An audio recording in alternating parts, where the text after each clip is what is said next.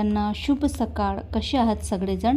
आजचा दिवस तुमच्यासाठी खूप छान आनंदाचा जावो हीच देवाच्या चरणी प्रार्थना करते. स्वागत आहे तुमचं माझ्या मराठी व्लॉग चॅनलमध्ये.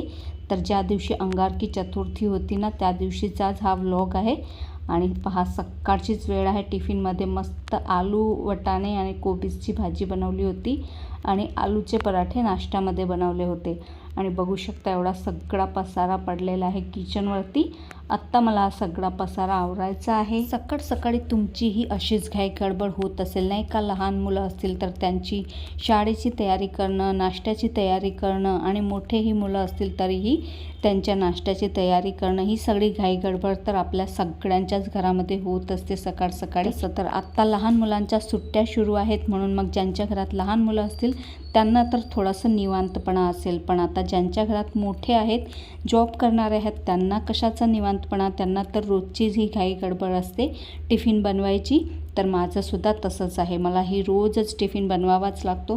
फक्त शनिवारी रविवारी सुट्टी असते, म्हणून मग टिफिनची काही घाई गडबड नसते. पण रोजची मात्र अशी घाई गडबड असते. आणि तसा विचार करायला गेलं तर लहान मुलांनाही सुट्ट्या असतात. शनी रविवार म्हटलं तर मोठ्यांनाही सुट्ट्या असतात. पण आपल्या स्त्रियांना काही सुट्टी कधीच मिळत नाही. जसं पुरुषांना कसं एखाद दिवस सुट्टी असली की निवांतपणे ते काहीच काम करत नाही, फक्त मोबाईल बघतात आणि आराम करतात. पण आपल्याला मात्र शनिवार असो, रविवार असो की कुठलाही दिवस असो, एकही दिवस घरातलं काम केल्याशिवाय चुकत नाही. सासरी असो किंवा माहेरी असो, थोडं ना थोडं काम तर आपल्याला करावंच लागते. माहेरी जरी गेलो तरी थोडं ना थोडं काम तर करावंच लागते. भलेही जास्त नाही करावं लागत, पण थोडं तर करावंच लागते ना. माहेरीही भावजया असल्या तर मग त्यांच्या हाताखाली तर थोडंसं करावंच लागते. चला, आता किचनवरचा सगळा पसारा आवरायचा आहे. भांडे होते ते भांडेसुद्धा घासायचे आहे. थोडीशी चहा पिऊन घेतली, कारण की उपवासही होता. आज मंगळवारची अंगारकी चतुर्थी आहे म्हणून. तर तुम्हाला सगळ्यांना अंगारकी चतुर्थीच्या खूप खूप शुभेच्छा. तसं तर अंगारकी चतुर्थी आता झालेली आहे, पण तरीही म्हटलं देऊन देते शुभेच्छा. आणि सकाळी तर सगळ्यात जास्त कामं असतात घरामध्ये. स्वयंपाक करायचा, भांडी घासायची, धुणं धुवायचं, पाण्याच्या बॉटल वगैरे भरून ठेवायच्या. आता गरमी आहे तर रात्रीही हे एक काम जास्तीचं असते आणि सकाळीसुद्धा असते. आणि लादी पुसायची झाडू मारून. त्यानंतर अजूनही बरीचशी कामे असतात. तर अजूनही बरीचशी कामे अशी असतात जे आपण व्हिडिओमध्ये दाखवूसुद्धा शकत नाही. जसं की टॉयलेट बाथरूम साफ करणं, एक दिवसाआड फर्निचर वगैरे साफ करणं, हे सगळं तर आपलं रोजचंच काम लागलेलं आहे. आणि हे सगळं करता करता 2 ते 3 घंटे कुठे निघून जातात ना सकाळचे, आठवतसुद्धा नाही. आणि एकामागे एक जर काम करत राहिलं तर आपले कामं लवकर होतात. आणि मग एकदाचं मोबाईल घेऊन जर बसलं की कामं मग लांबतच राहतात. माझं तर असंच आहे. जोपर्यंत घरातले सगळे कामं आवरत नाहीत ना, तोपर्यंत मी मोबाईलला हातसुद्धा लावत नाही. हा शूट करते ते वेगळं आहे, पण असंच मी मोबाईल घेऊन अजिबात बसत नाही. एकदाचा मोबाईल उघडला की मग असं वाटते 5 मिनटं अजून, 5 मिनटं अजून, आणि असं करत करत मग अर्धा तास, 1 तास कुठे निघून जातो. मग आपली रोजची कामे लांबतच राहतात. त्यामुळे जोपर्यंत सगळी कामं होत नाही तोपर्यंत मी मोबाईलला हातसुद्धा लावत नाही. चला, बाकीची सगळी कामं तर झाली. आता किचन ओटा क्लीन करून घेते. आणि सगळं एकदाचं काम झालं की मग मनाला एक वेगळी शांती लागते.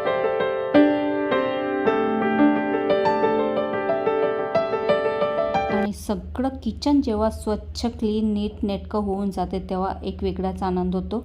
आणि बघू शकता आधी कसं दिसत होतं आणि आत्ता कसं दिसतंय. पसारा फार कमी झाला की खूप समाधान लाभतं मनाला. आता असं थोडाफार पसारा तर राहणारच आहे, कारण की माझं छोटंसंच किचन आहे. आणि आज अंगारकी होती म्हणून देवाची पूजाही करायची होती.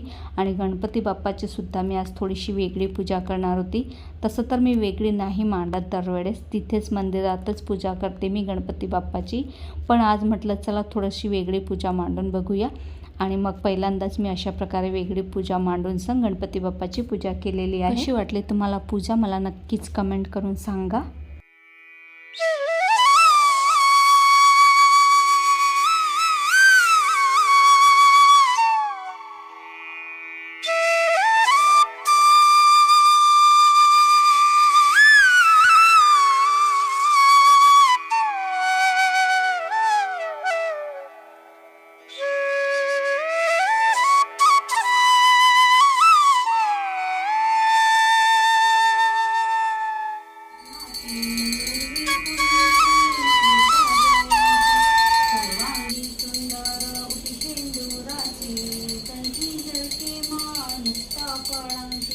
जय देव जय मंगलमूर्ती श्रीराजमूर्ती दर्शन मात्रे मन शरणी मात्रे मन कामना पूर्ती जय देव हाय हॅलो सगळ्यांना शुभ सकाळ.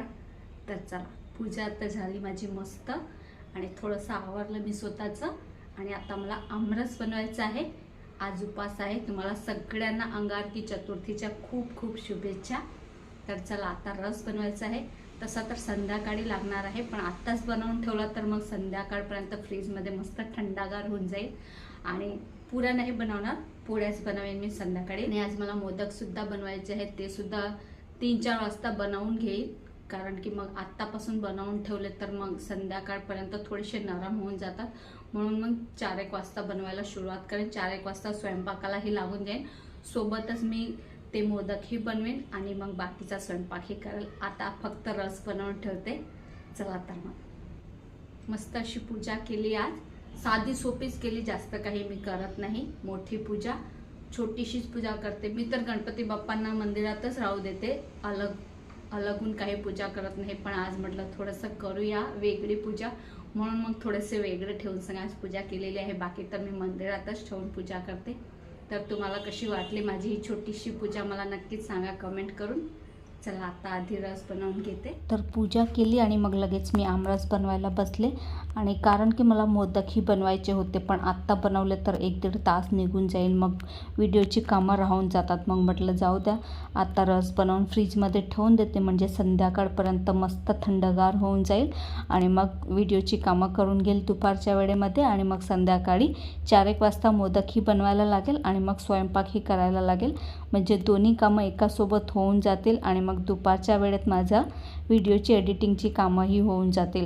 कारण की व्हिडिओची एडिटिंग करायलाच 3-4 तास निघून जातात, म्हणून मग तेही बघायचं असते. आणि आत्ता जरी नाही म्हणता 12 वाजून गेले होते आणि मग आत्ता जर मोदक बनवायला सुरुवात केली असती तर मला 1-1.5 वाजूनच गेला असता. आणि मग जेवण करा, थोडासा आराम करा, त्यातच 3-4 वाजून गेले असते.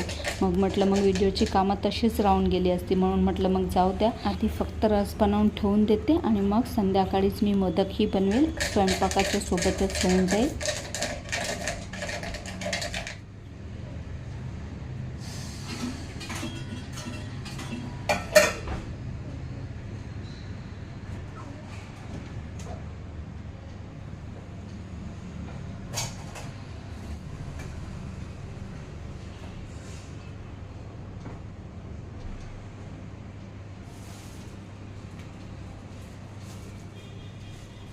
आणि ही तांदळाची भाजीही आणून ठेवली होती, तर ही सुद्धा तोडायला काही वेळच मिळत नव्हता. म्हटलं आता ही तोडून मग संध्याकाळीच बनवून टाकते, नाही तर मग ही जास्त 2-3 दिवस ठेवली की याची टेस्ट काही एवढी चांगली लागत नाही.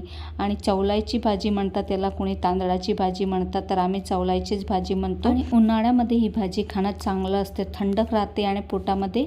पण मुलांना काही आवडत नाही. आम्ही दोघी नवरा बायकोंलाच आवडते, म्हणून मी तरी बनवत असते 8 दिवसातून एकदा तरी. आम्ही दोघंजणं खातो. मग मुलांसाठी दुसरी वेगळी एखादी भाजी बनवून घेते. तर चला आता संध्याकाळ झाली म्हणजे 4च वाजलेले आहे.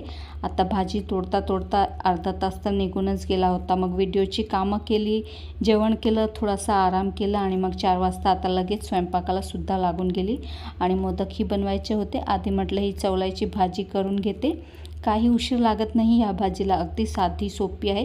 तेलामध्ये फक्त जिराची, अद्रक, लसूण आणि मिरचीची पेस्ट टाकायची, कांदा टाकायचा आणि मग ही भाजी टाकायची. अशी दिसते केवढी मोठी, पण शिजली की ती एवढीशी होऊन जाते. 5 मिनटं झाकून ठेवायचे म्हणजे ती लगेच खाली बसून जाते आणि मग एवढीशी होऊन जाते. आणि आता मोदक करायला सुद्धा सुरुवात केलेली आहे. तर आमच्या इकडे ना जास्त करून तळणीचेच मोदक बनवतात. उकडीचे मोदक जास्त कोणीच बनवत नाही. बनवत असतील तर मला माहिती नाही, पण मी तर अजूनपर्यंत एकदाही उकडीचे मोदक बनवले नाही आहेत. पण आता विचार करते आहे येणाऱ्या गणपतीमध्ये बनवीन एखाद्या वेळेस, कारण मलाही एकदा तरी ट्राय करून बघायचे आहे उकडीचे मोदक. तसे तर आमच्या घरात सगळ्यांना तळणीचेच मोदक जास्त करून आवडतात, म्हणून मग मी हेच बनवते. मोदकमध्ये जर चारोली टाकले की खूप छान टेस्ट येते, अगदी सांजळ्यासारखीच टेस्ट येते. चारोली म्हणा, एलची म्हणा. आणि आमच्या इकडे ना उकडीचे मोदक कोणीच बनवत नाही, इकडे सगळे तळणीचेच मोदक बनवतात. मी उकडीचे मोदक अजूनपर्यंत एक सुद्धा वेळा बनवले नाहीये, पण बघूया आता गणपतीमध्ये विचार करते बनवीन एकदा. बनवीन एखाद्या वेळा गणपतीमध्ये, पण जास्ती करून इकडे तळणीचेच मोदक बनवतात. उकडीचे तर बनवत असतील पण खूप कमी प्रमाणात बनवतात. तळणीचेच जास्त बनवतात.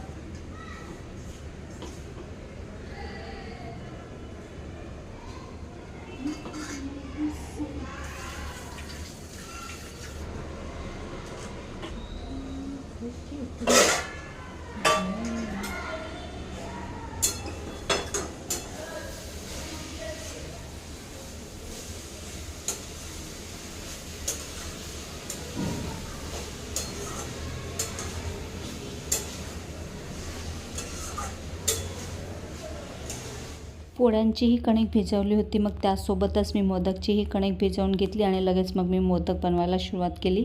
तसे हे मोदक भरायला थोडासा वेळ लागतो, कारण याला थोडासा शेपही द्यावा लागतो. जसं आपण पुरण भरतो ना त्याप्रमाणे भरून मग याला शेप थोडासा द्यावा लागतो, म्हणून थोडासा उशीर लागतो. तर मी 21च मोदक बनवणार होते, जास्त नाही बनवले, 21च बनवले. आणि मग लगेच मी सगळा स्वयंपाकही करून घेतला आणि फक्त भेंडीची भाजी होत होती, कारण मुलांना मी सांगितलं त्याप्रमाणे चवलायची भाजी काही आवडत नाही, मग त्यांच्यासाठी भेंडीची भाजी केली होती.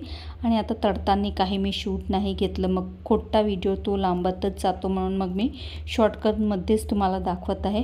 मस्त सगळे मोदक ठेवले एका ताटामध्ये आणि मग वाढून सुद्धा घेतलं देवांना निवेद दाखवण्यासाठी. आणि रसही मस्त थंडागार झाला होता, सकाळचा बनवून ठेवला होता तर. आणि फक्त भेंडीची भाजी थोडीशी शिजायची बाकी होती, म्हटलं ते शिजते तोपर्यंत मोदकचं नैवेद्य तरी दाखवून देऊया.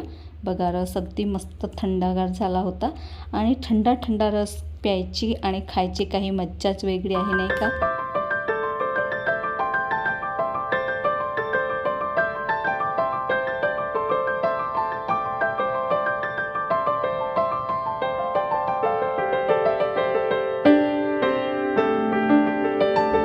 मस्त मोदक बनवून देवाला नैवेद्य दाखवून दिलं गणपती बाप्पाला आणि जेवणही वाढून देवाला नैवेद्य दाखवून दिलं. तर जास्त काही बनवलं नाही मी.